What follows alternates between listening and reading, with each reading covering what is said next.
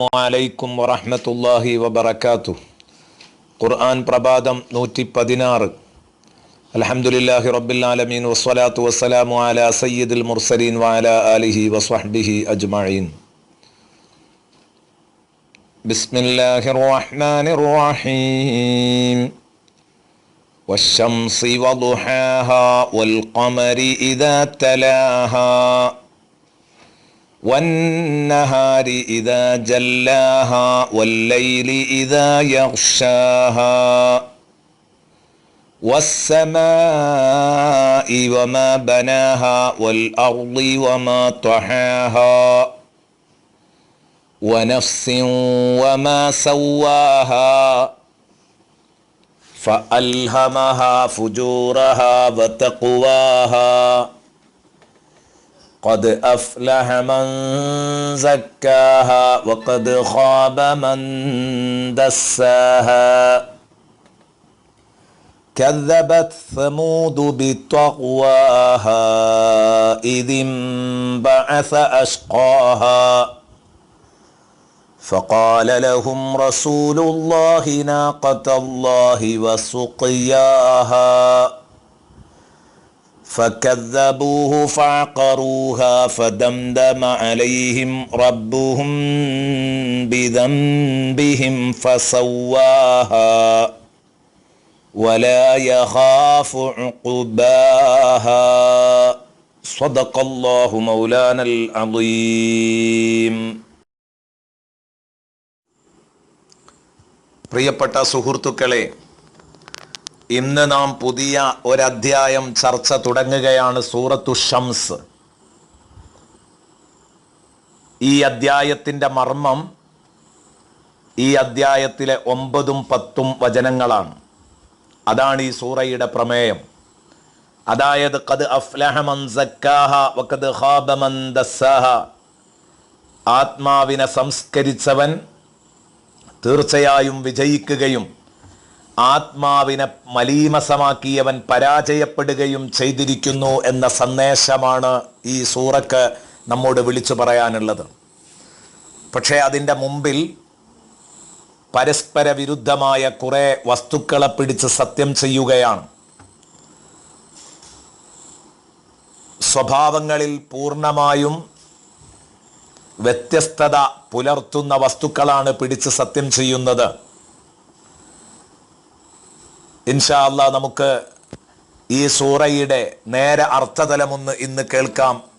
നാളെ മുതൽ ഈ സത്യവാചകങ്ങൾ ഓരോന്നും നമുക്ക് വിശദീകരിച്ചു തുടങ്ങാം. വശംസി വദുഹാഹ. സൂര്യനും അതിൻ്റെ പ്രകാശവും സാക്ഷിയാണ്. വൽ ഖമരി ഇദാ തലാഹ. സൂര്യനെ തുടർന്നു വരുന്ന ചന്ദ്രനും സാക്ഷിയാണ്. വന്നഹാരി ഇദാ ജല്ലാഹ. സൂര്യനെ തെളിയിച്ചു കാണിക്കുന്ന പകൽ സാക്ഷി. വല്ലൈലി ഇദാ യഗ്ഷാഹ. അതിനെ മൂടിവെക്കുന്ന രാവും സാക്ഷിയാണ്. വസ്സമാഇ വമാ ബനാഹ. ആകാശവും അതിൻ്റെ നിർമ്മാണ കലയും സാക്ഷിയാണ്. വൽ അർളി വമാ ത്വഹാഹ. ഭൂമിയും അതിൻ്റെ വിസ്തൃതിയും സാക്ഷിയാണ്. വനഫ്സിൻ വമാ സവ്വാഹ. ആത്മാവും അതിൻ്റെ ക്രമവും സാക്ഷിയാണ്. ഫഅൽഹമഹ ഫുജൂറഹ വതഖ്വാഹ. അതുവഴി ഉണ്ടാകുന്ന അതിൻ്റെ ധർമാധർമ്മ ചിന്തകൾ സാക്ഷിയാണ്. ഖദ് അഫ്ലഹ മൻ സക്കാഹ വഖദ് ഖാബ മൻ ദസ്സഹ. ഇതുവരെ പറഞ്ഞ ഈ സത്യവാചകങ്ങളൊക്കെ പരസ്പരം വിരുദ്ധമാണ്. എന്ന് പറഞ്ഞാൽ സൂര്യനും ചന്ദ്രനും ഒരുപോലെയല്ല. രണ്ടിനും രണ്ട് ഡ്യൂട്ടിയാണ്. രാവിനും പകലിനും രണ്ട് ഡ്യൂട്ടിയാണ്. ആകാശവും ഭൂമിയും വ്യത്യസ്തമാണ് എന്നതുപോലെ ധർമാധർമ്മ ചിന്തകൾ വ്യത്യസ്തമാണ്. ഇവയെല്ലാം വ്യത്യസ്തമായതുപോലെ ഇതെല്ലാം ഒന്നൊന്നിനെതിരായതുപോലെ, ഒന്നൊന്നിൻ്റെ ആൻറ്റിയായതുപോലെ ഖദ് അഫ്ലഹ മൻ സക്കാഹ വഖദ് ഖാബ മൻ ദസ്സഹ. ഈ പരസ്പര വിരുദ്ധമായ സംവിധാനങ്ങളെയെല്ലാം സംവിധാനിച്ച പടച്ച റബ്ബ് കർമ്മങ്ങൾ, മനുഷ്യരുടെ കർമ്മങ്ങളിലുള്ള ആ മാറ്റത്തിലും തീർച്ചയായും അവർക്ക് പ്രതിഫലം നൽകുമ്പോൾ വ്യത്യസ്ത കർമ്മങ്ങൾ ചെയ്യുന്നവരുടെ പ്രതിഫലത്തിലും ഈ ഒരു മാറ്റം അള്ളാഹുവിൻ്റെ അടുത്തുണ്ടാകും. അതാണ് ഖദ് അഫ്ലഹ മൻ സക്കാഹ വഖദ് ഖാബ മൻ ദസ്സാഹ. തീർച്ചയായും ആത്മാവിനെ സംസ്കരിച്ചവർ വിജയിക്കുകയും അതിനെ മലീമസമാക്കിയവർ പരാജയപ്പെടുകയും ചെയ്തിരിക്കുന്നു എന്ന് പറഞ്ഞതിൻ്റെ അർത്ഥമതാണ്. എന്നിട്ട് അല്ലാഹു തആല തുടർന്നു പറയുന്നു, എന്നാൽ അതിനൊരു ഉദാഹരണം വേണമല്ലോ. സുഹൃതത്തിന് രക്ഷയും ദുഷ്കർമ്മത്തിന് ശിക്ഷയും നൽകുമെന്ന് പറഞ്ഞതിനൊരു ഉദാഹരണം. എങ്ങനെയാണ് അധർമ്മികൾ പരാജയപ്പെടൽ, എങ്ങനെയാണ് സധർമ്മികൾ വിജയിക്കല്, അതിനൊരു ഉദാഹരണം വേണം. അതിന് അമ്പെ പരാജയപ്പെട്ട അധർമ്മികളുടെ ഒരു ഉദാഹരണം മുന്നിൽ വെക്കുന്നു. സ്വാലിഹ് നബി അലൈഹി സ്വലാമിന്റെ ജനതയായ സമൂദ് ഗോത്രം അവരുടെ ധിക്കാരം കാരണമായി അവർ സത്യത്തെ തള്ളിക്കളഞ്ഞു.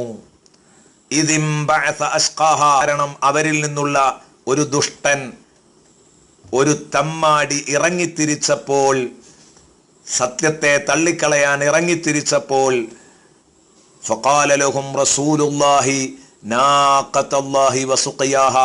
അപ്പോൾ അള്ളാഹുവിന്റെ പ്രവാചകനായ സ്വാലിഹ് നബി അലൈഹിസ്സലാം അവരോട് പറഞ്ഞു, നാഖത്തല്ലാ, അള്ളാഹുവിന്റെ ഒട്ടകത്തെ നിങ്ങൾ കീപ്പ് ചെയ്യണം.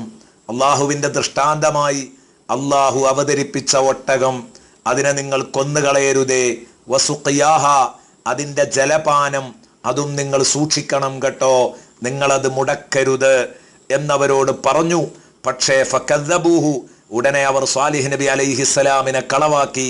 ഫഅഖറൂഹ, ഒട്ടകത്തെ അവർ കശാപ്പ് ചെയ്യുകയാണ് ഉണ്ടായത്. ഫദംദമ അലൈഹിം റബ്ബുഹും ബിദംബിഹിം ഫസവ്വാഹ.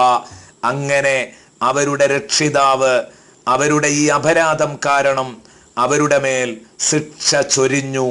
അവരുടെ രാജ്യം അവരെ തന്നെ അടിച്ചു നിരപ്പാക്കി. ഈ ഒരു ആക്ഷൻ അള്ളാഹു അവരുടെ മേൽ സ്വീകരിച്ചത്, ഈ ഒരു നടപടിക്രമം സ്വീകരിച്ചത്, ഈ നടപടിയെടുത്തത് വലാ യഖാഫു ഉഖ്ബാഹാ, അതിൻ്റെ പിന്നിൽ, ഈ ശിക്ഷക്ക് പിറകിൽ എന്തൊരു പ്രതികാര നടപടിയാ വരാൻ പോകുന്നത് എന്നൊട്ടും ആലോചിക്കാതെ സധൈര്യമാണ് അള്ളാഹു അത് നടപ്പിലാക്കിയത്. അള്ളാഹ്ക്ക് അങ്ങനെ ഒരാളെയും ഭയപ്പെടാനില്ല എന്നർത്ഥം. ഇതാണ് ഈ സൂറ നമ്മളോട് ഇതുവരെയായി അവതരിപ്പിച്ചതിലൂടെ നമുക്ക് മനസ്സിലാക്കാൻ കഴിയുന്നത്. അപ്പോൾ പരസ്പര വിരുദ്ധമായ കുറെ കാര്യങ്ങളെ പിടിച്ച് സത്യം ചെയ്യുന്നു. എന്നിട്ട് ഖദ് അഫ്ലഹ മൻ സക്കാഹ വഖദ് ഖാബ മൻ ദസ്സാഹ എന്ന പ്രമേയം അവതരിപ്പിക്കുന്നു. എന്നിട്ട് ആ പ്രമേയത്തിൽ വളരെ പ്രധാനപ്പെട്ട അധർമ്മികൾക്ക് കിട്ടുന്ന ശിക്ഷക്കൊരു ഉദാഹരണവും പറഞ്ഞു. അള്ളാഹു ചിന്തയോടുകൂടെ മുന്നോട്ട് നീങ്ങുന്ന, ബോധപൂർവം മുന്നോട്ട് നീങ്ങുന്ന ആളുകളിൽ നമ്മെ ഉൾപ്പെടുത്തട്ടെ. ആമീൻ എന്ന് ദുആ ചെയ്യുന്നു. വറഹ്മത്തുള്ളാഹി വബറകാതുഹു.